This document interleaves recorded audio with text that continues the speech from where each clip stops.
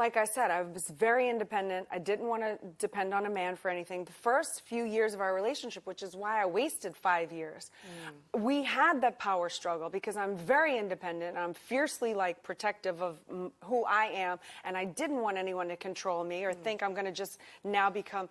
And I had this idea that a housewife was so demeaning, which is now not what I think at all. Like, you know. I had so many misconceptions. I thought the relationship was just about being monogamous and that was it. But now I realize it could really like expand you even bigger and more powerful than you ever imagined. Same thing with the woman role. I thought housewife was like so demeaning. And now I realize, no, people just don't understand what that means. A strong and independent woman is something to behold. She pays her own bills, buys her own things, and she doesn't let a man affect her stability or self-confidence. She is a soul-rich woman. Are you ready to be rich doing what you love? Be on purpose and in control of your life again. At For Women Who Love the F Word podcast, we will be openly talking about getting more clients online, getting recognition as the leader and female entrepreneur, and also the F word, being fabulous, having freedom, and financial independence.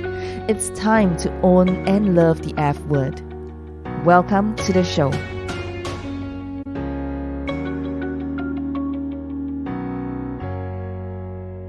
On this week's episode of Soul Rich Woman TV, we have Elena Cardone with us.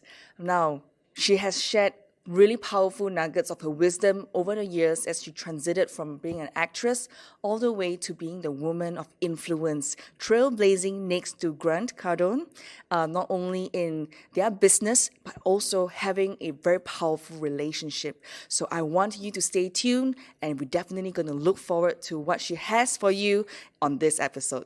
Today, in Marina Bay Sands, here in Singapore, we have a really special guest with us, all the way from Miami. Her name is Elena Cardone. Elena, would you like to introduce yourself? Thank you so much. It's such an honor to be here.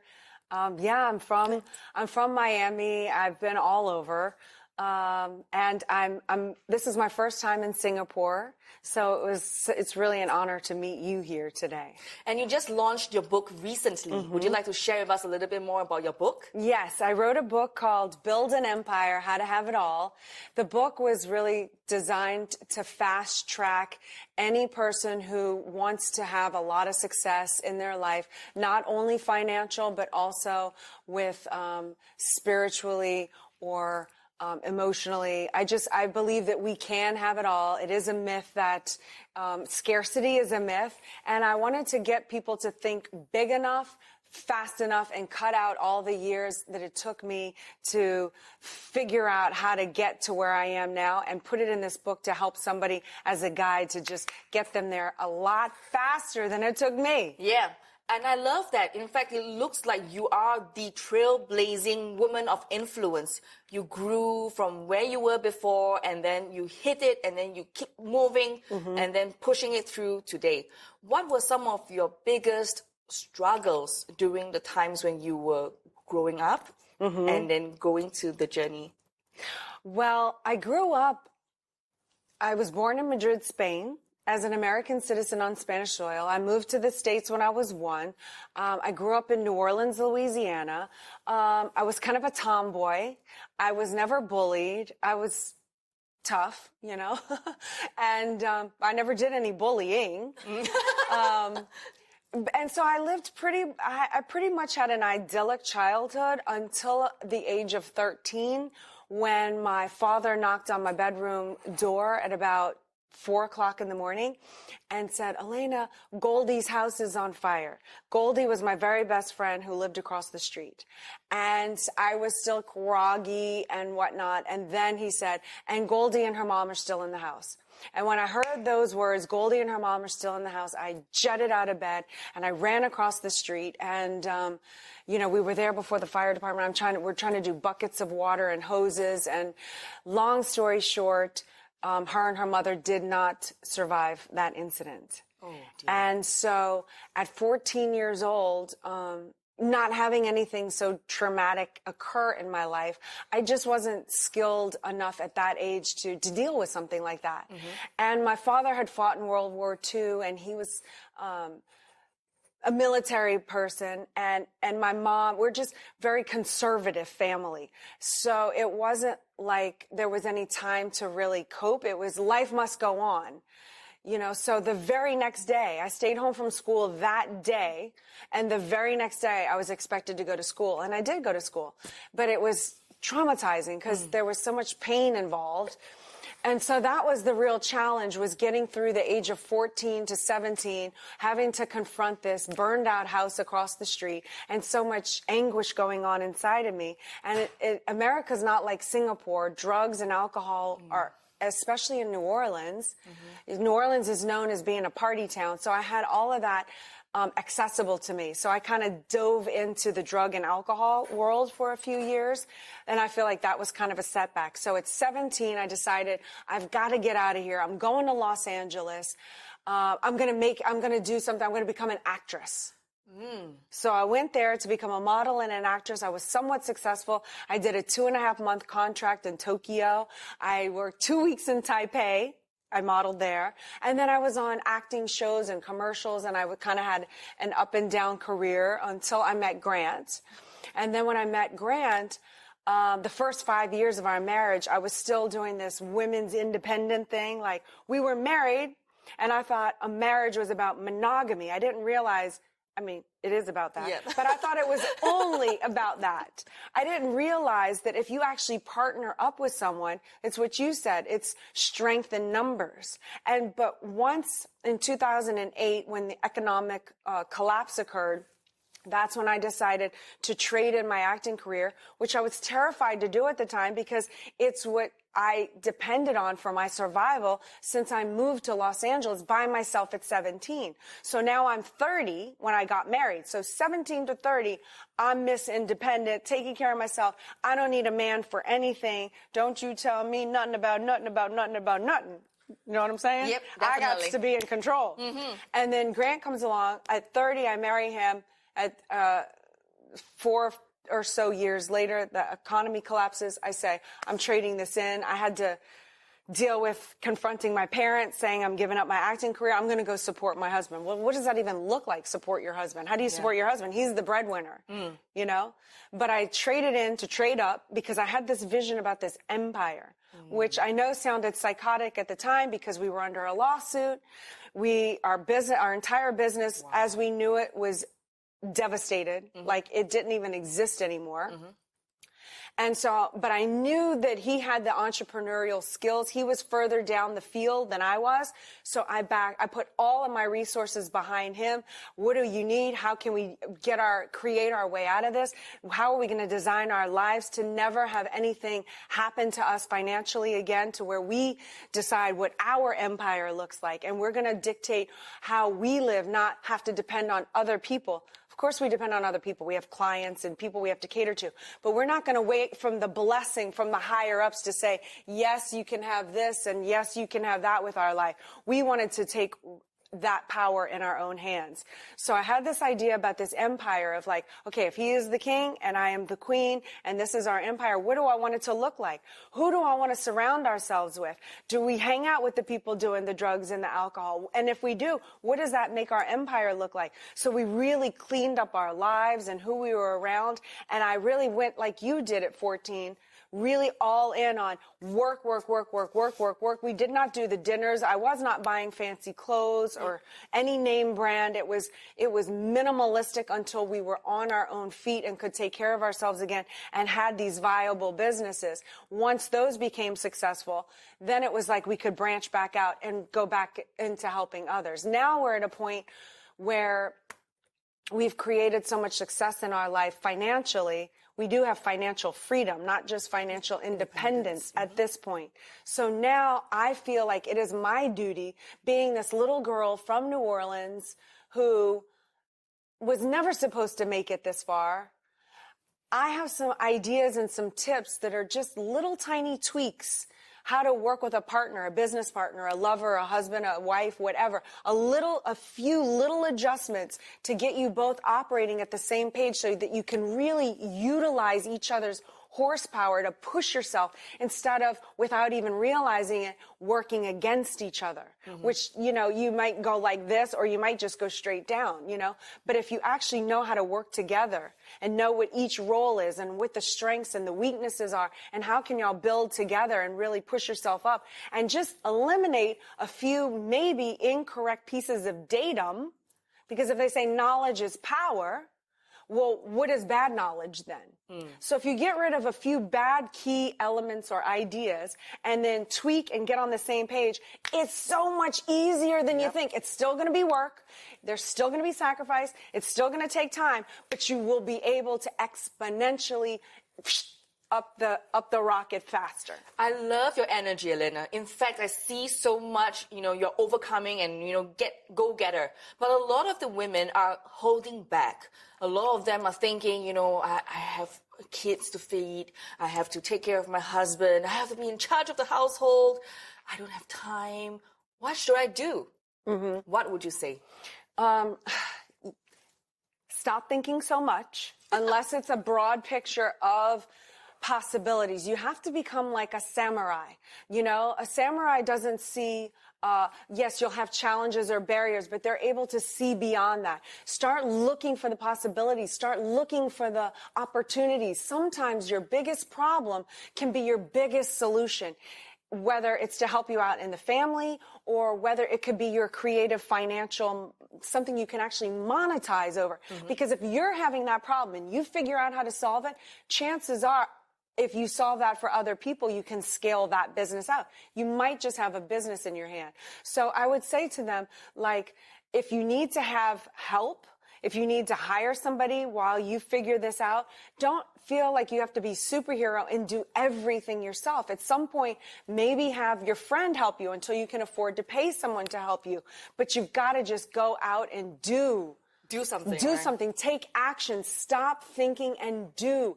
And you can do even if your knees are trembling because you're terrified. You can still do even if you think it's not going to work and you feel ridiculous.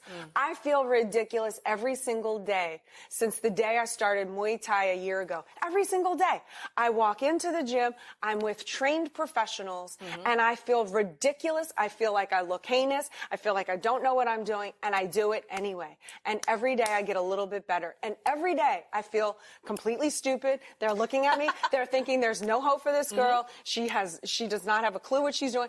And every day I'm like, put the headgear on. Today I'm willing to try sparring. Today you're actually going to punch me in the face. I'm going to be okay with that. Definitely. You are basically taking it into your stride and just go for it. Yes. My point is it doesn't matter what you think. Most people they don't know what you're thinking. Do it anyway. Just take an action. Any action, even if it's the wrong action. Yep. I love that. Earlier on, you mentioned in your story, you talk about how you gave up your entire modeling, acting career, and to go support your husband. Yes.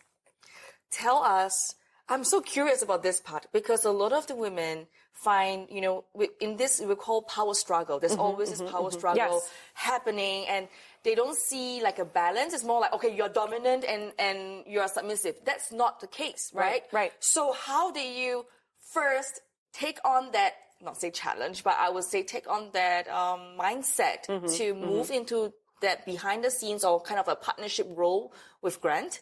And then how did you eventually become that beast in your own way? I read in your bio, your PR, you're doing all the household and you're doing so many things for the business as well. So tell us more a little bit about that. Well, like I said, I was very independent. I didn't want to depend on a man for anything. The first few years of our relationship, which is why I wasted 5 years, we had that power struggle because I'm very independent. I'm fiercely protective of who I am. And I didn't want anyone to control me or think I'm going to just now become, and I had this idea that a housewife was so demeaning, which is now not what I think at all. I had so many misconceptions. I thought the relationship was just about being monogamous and that was it. But now I realize it could really, expand you even bigger and more powerful than you ever imagined. Same thing with the woman role. I thought housewife was like so demeaning, and now I realize no, people just don't understand what that means. So tell us what that means. So what that means is when you figure out who does what in the relationship, and I don't care who does what, I don't care if it's male or female, it's who has what strengths. Grant brought to the table this business strength of his. I'm an actress. I was an artist. I don't know anything about finances. I don't know anything about business. For me to try to battle with him in that area just because I have to be high and powerful and almighty is ridiculous, you know? And it just so happened once we had kids, I just innately am a good mother. I understand motherhood. He's a horrible mother, by the way. He's an incredible father, like great father, teaches the kids to be bold and wonderful, but a horrible mother. When I realized this, I could have him in my life, like without trying to kill him, because he'll take the kid to the grocery store in 30-degree weather wearing nothing but little tiny shorts and a tank top, while he buries himself up. Like horrible mother. Like common sense as a mother, he has none. Okay. But when we figured out our roles in the relationship, first of all, even before we do that, when you know where you want to go as a couple, what are your goals as a couple? Not just me and not just him, but what are your goals as a couple? Do you want to be a model couple that inspires others? What do you want your relationship to look like? Are you the couple that everyone feels uncomfortable to be around because y'all are fighting all the time? Is that what you want? What is your brand as a couple? Do you want to have financial freedom? Do you want to be able to travel the world on your own plane and take the kids and homeschool them and let them learn the language of the world, the cultures of the world? What is it that you want? If that's what you want, then break it down from there. What do we need? We have to have this finances in order. We have to make these sacrifices. That took years. Then that requires a lot of communication. It requires communication. It requires same page. It requires, if you want something that big, which I believe you should go for, that's what an empire is all about. You know, if you want something that big, you can no longer afford to fight over the little stuff. You'll never get there. You have to get completely on the same page, know your roles. I run everything in the business. I run everything in the household, to every decision that the kids do, every decision. He might consult me and we can talk about it, but in the end, it's my decision and he has to back me on that. And he does back me and support me on that. But not everyone or all men in the family is like Grant, right? So how did you actually get him to listen?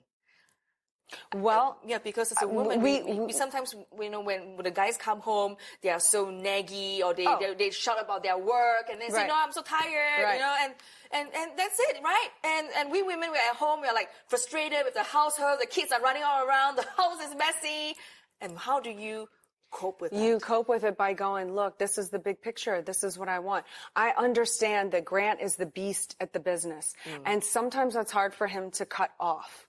And I understand that that is a sacrifice that I have to pay. That when he comes in the door and he's all gripey and irritable, that I'm taking one for the team in those moments. I know who he is as a man. I know he loves and protects women and children. He loves me. He treats me with respect. So if he's in a bad mood and I have to like be complain to or whatnot, you know, usually I just try to get him a meal and get out of the way, or, you know, just try to like give him his space to kind of shut out what just occurred at the office life. But I need him to be a beast and an animal. And I can't expect him to just do that all the time and then shut it off and be romantic lover at home. I wish that were the case. I would love that. I'm a woman. Who doesn't want that? But it's not reality. I don't live in a fairy tale. So these are sacrifices. You have to stop thinking about what you think everything is supposed to look like and learn how to deal and cope and come up with your own solutions. Like, how do I deal when he comes home with this? How do I prepare myself to where I don't take it personally? How can I, like, I've learned that protein and a little bit of food goes a long way with him, you know? What is it that you have to look at? And that's my role. I want to make the home environment very comfortable. I want him to be able to relax really easily. So I try, you know, I hire a housekeeper to keep the house clean because I don't have time to do it anymore. And we're at the place now where we've expanded in our empire. But am I willing to clean the house? Absolutely. Am I willing to clean a toilet? Absolutely. Nothing is beneath or below me or whatever. I do whatever it takes for us to achieve our goals together. You're willing to listen to him. You're willing to understand his needs before yours, so that when you put everything together, it's on the right point. Right. Wow. And it's not always that I put his needs before my needs, because I think it's important that I'm fulfilled as well. That's right. But us as a couple is more important than me as an individual. But I need to fulfill myself as an individual so that I can give 100% to the couple. So all of my activities that I do that fulfill me, my Muay Thai, my Brazilian Jiu-Jitsu, the women empowerment stuff that I do, the philanthropy work that I do, all of those things feed me to step up and to be strong enough to do this, to be confident enough to do this, because this is hard. I hate to be the one, I hate when people say, oh, because I don't want relationships to look like, oh, it's so hard. Look, yeah. But the facts are, if you're going to go for gold in life, if you're going to go for that Olympic gold medal, you're not going to find one athlete that has a gold medal that didn't have blood, sweat, and tears and didn't say it wasn't hard work. And why would it be any different in a relationship? We don't live in this fairy tale world. Just get rid of that idea. I love that. I love rainbows and unicorns just like everybody else, but I don't live in a fairy tale. Yeah, I love exactly what you said, and that's what I've been sharing with the women in our community, because a lot of them are still waiting for that Prince Charming or the white, beautiful There's horse. moments of that, maybe. Yeah, maybe, but it's not. It's the reality, It's right? the reality. We have to do and be independent of who we are and what we are, and be fulfilled as a woman before we can do more in the partnership. That's right. In terms of either in a relationship or in business, right? So I'm also very curious about you. When you were going through all these changes, were you ready to be a mother? No. I'm like, no. I never thought I was ever going to get married or have children. Because you said you were Miss Independent, right? Yes. And a lot of us are very independent. So how did you, tweak that in your made the mindset? switch. Yeah, you made a switch. Well, I knew always that one day, like so far in the future, maybe I would want kids. But then when I got married, Grant and I wrote a list. We actually wrote a list. I wrote everything that I wanted and needed in a man, in a relationship, if I were going to get married. And he wrote the same thing from his list. And then we shared list. And his list was, I want to be married and I want to have kids. And then there was other things. And I was like, okay, married. Okay, yeah, I can do that. And then I was like, kids, I can do that, but I need to be married for 2 years first. Oh. Can you wait for that? Because I need to have 2 years as us as a foundation.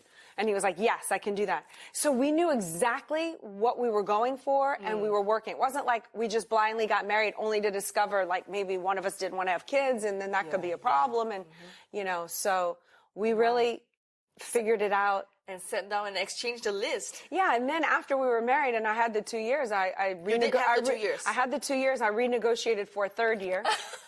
and then I was ready. Then I had a moment where something happened and I was ready. All of a sudden I was like, I am ready to have kids. I feel mature enough. I feel ready for kids. And then it took almost 2 years to have a kid. Yeah. Wow. And it was so natural. I had 5 years. I gave 2 natural births at my home. No drugs, nothing. Really? I delivered 2 babies at home, naturally. So powerful. Very powerful. I feel so strong as a woman because of that experience, that I didn't have to depend on any drug other than my own endorphins. And I had that communication with each child as we went through that experience together. And of course, I'm healthy enough and was healthy enough to have a home birth. Yeah. And I did have a doctor there in case there was a problem. The hospital was only a mile or 2 away. So it was very safe conditions. But yeah, I'm really, really proud that I experienced that in the way that I did. It was a beautiful experience. I can see that on your face. It was so beautiful in my own home and surrounded by my friends, and no one took my baby away. She just literally came right here, and it was just so beautiful. There was a bonding It was moment. a bond. We just loved each other. It was so magical, and it was so spiritual. And now that you have become the woman that you have become, you're with kids and running the empire, and your women empowerment movement, what is that key driving force that keeps you going every single day? And when the moment you wake up, every moment, what's on your mind? Because I want, as my legacy, I want to have created empire builders around the world. I want to be able to look myself in the face at the end of my life and say, I made a difference for the better on this world, on this planet. On the little lifetime that I had, I actually made a difference. Wow. Like, it drives me, it moves me. I don't want to just have a normal life. I don't want to just get by and just exist. I want to make a dent. I want to be like, hey, world, here I was. I did something. I did it. And it's to show that you can help more people, right? Yeah, I feel like I'm operating at 15% of my potential right now. It has me so frustrated because I am not doing enough. I am not being big enough. I am not doing everything that I can. And I get very frustrated by that. Like, I have to do more. That's what wakes me up every single day. I'm so far behind where I'm supposed to be. You know what I mean? Yeah, I know that. I can feel that within you. It's just like the same thing for me, waking up every day and pushing it because I want to help more women out there. Yeah. I do too. We should work together. We should. Yeah, Let's do it. We'll figure it out. We will. This will not be the last time we meet. Yes, definitely. Okay. For you right now, when you're saying that you're not doing enough and you want to help more people, what is that number or that pieces that you want to really equip women with? I want to equip women with what you said, the confidence, I want women to mine their own gold. Who are they? What are they, and who are they as not only a brand but as their contribution, and not withhold that from the world. Like, if we all lived up to our potential or tried to or fought for the greatness, how could that impact the world? We could make a difference. It wouldn't just be a fairy tale idea in my head. Like, there would be real transformation if people actually delivered their gifts. And I want women to expose that and give it to the world and stop withholding and stop thinking they're not good enough and stop thinking they have nothing to contribute. It's selfish. Women are so powerful and so dynamic and contribute, and they're so aesthetic. Just imagine if the world operated on that aesthetic wavelength. What a difference just that could make. It will make 100% difference. Yes. And we will be much more powerful than where we are than now, you know? Right. Yeah. And imagine the children, like women who could rear children to be that from the beginning. So confidence, healthy, happy, trying to make a difference, fitting in society, not fit in traditionally like, I have to do this, but fit in like as a real contributor to make a difference for the better. Like, imagine that. Within your area of expertise, what do you think is the one skill that every woman must have? In my area of expertise, every woman should have the skill of becoming an asset to themselves. They need to study. They need to study, learn, observe life. And then within that, have a palette that they can move like mercury. Mercury in a thermometer, it can't be held. Move. You can think analytically how to respond to whatever situation. It's not like you're just one way, and if something comes at you, you just respond in that one way.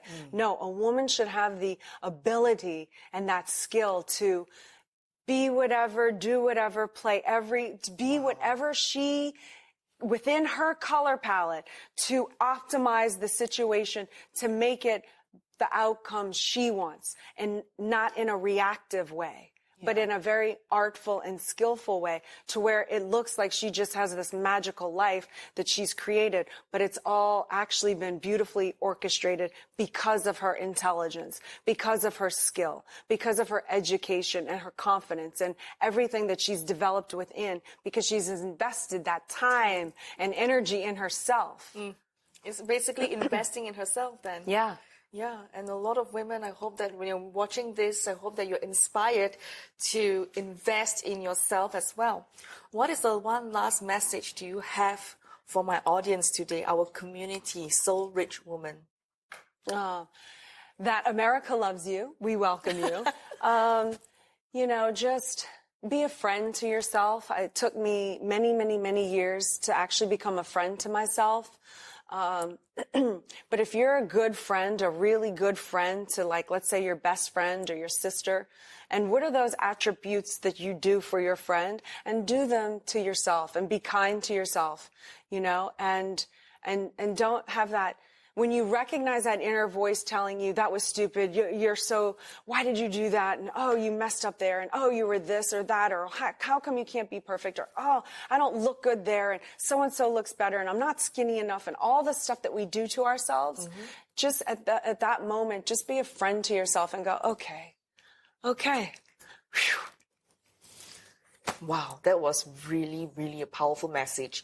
So for you who is watching this right now or listening to our podcast, remember, be a friend to yourself. Elena, where can we buy your book?